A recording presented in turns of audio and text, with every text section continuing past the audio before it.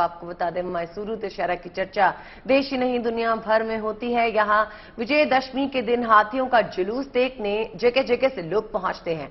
इस बार भी इसकी जोरदार तैयारियां चल रही हैं। हाथियों को खास तौर से जुलूस के लिए तैयार किया जा रहा है। मैसूरू पैलेस से लेकर तमाम इलाकों में रंग बिरंगी रोशनी शानदार समा बांध रही है। स्थानीय लोगों के अलावा देश के कोने कोने और विदेशों से भी लोग यहां इस उत्सव का गवाह बनने के लिए पहुंच रहे हैं। लेकिन जो चीज इस उत्सव में सबसे खास है, उसकी झलक का सबको बेसब्री से इंतजार रहता है, और वो है हाथियों का ये काफिला जो मैसूरू के मशहूर दशहरे की शान है। विजयदशमी के मौके पर जब हाथियों को शानदार तरीके से सजा धजाकर शोभा यात्रा निकाली जाती है तो माहौल देखते ही बनता है। सोने चांदी से सजे हुए हाथियों का काफिला 5 से 6 किलोमीटर तक की दूरी तय करता है।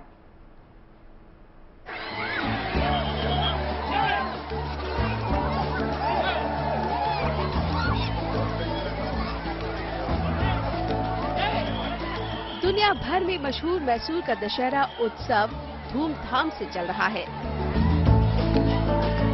मैसूर पैलेस से लेकर तमाम इलाकों में रंग बिरंगी रोशनी शानदार समा बांध रही है। स्थानीय लोगों के अलावा देश के कोने कोने और विदेशों से भी लोग यहां इस उत्सव का गवाह बनने के लिए पहुंच रहे हैं। लेकिन जो चीज इस उत्सव में सबसे खास है, उसकी झलक का सभी को बेसब्री से इंतजार रहता है, और वो है हाथियों का ये काफिला जो मैसूर के मशहूर दशहरे की शान है। विजयदशमी के मौके पर जब हाथियों को शानदार तरीके से सजा धजा कर शोभा यात्रा निकाली जाती है तो माहौल देखते ही बनता है। सोने चांदी से सजे हुए हाथियों का काफिला 5 से 6 किलोमीटर तक का सफर तय करता है, जिसे देखने के लिए जन समुदाय उमड़ पड़ता है। विजयदशमी के दिन मैसूर के राज परिवार की ओर से हाथी पर सोने का सिंहासन रखा जाता है। सजे धजे हाथी के ऊपर सिंहासन पर माता चामुंडेश्वरी की प्रतिमा रखी जाती है और फिर हाथियों को पूरे शहर में घुमाया जाता है।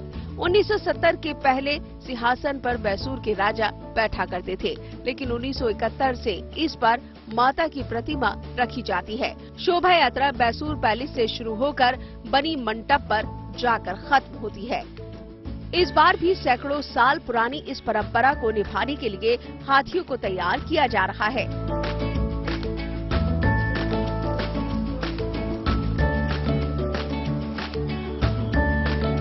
इनकी मालिश की जा रही है, नहलाया जा रहा है,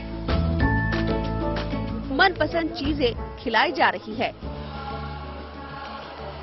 Actually, we have brought 14 elephants for this year Dasara. So out of 14, we are planning to use 9 elephants for main Dasara. Out of which 7 will be male elephants and 2 will be female elephant. So each and every elephant will be having its own position in main Mysore Dasara. So Nisana Ane, Naufat Salane, these are the different positions. So each position will be occupied by different elephants. But Nisana Ane, it is a leader and it is the start of main Dasara procession. So Abhimanyu is going to be a Nisana Ane. Then the rest of the elephants will be placed in different positions.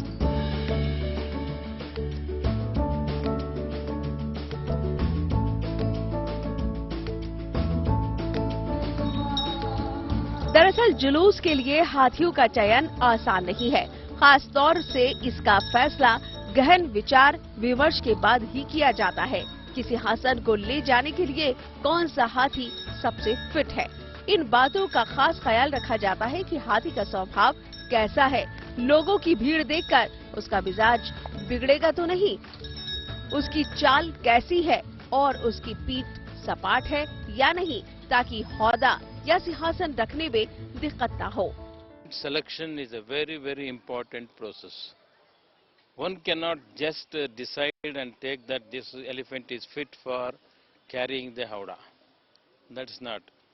A committee of the forest officers, including one of DCF, Deputy Conservation of Forest, or ACF, all them and forest conservator, all these people will decide and sit and decide which elephant is capable of carrying the howdah. Corona के कारण पिछले 2 साल तक हाथियों की शोभा यात्रा को Mysore palace तक ही सीमित रखा गया था, तो हाथियों को पैलेस से बाहर निकलने का मौका नहीं मिल पाया। इस बार फिर से यहाँ दशहरे की रौनक लौटी है, तो हाथियों का जुलूस निकालने की तैयारी भी जोर शोर से चल रही है। शोभा यात्रा के दौरान किसी तरह की दिक्कत न हो, इसके लिए खास एहतियात बरती जा रही है और हाथियों को ट्रेनिंग के लिए सड़कों पर निकाला जा रहा है, ताकि विजयादशमी के दिन सफर के लिए ये पहले से अभ्यस्त हो जाए। Bureau report, good news today.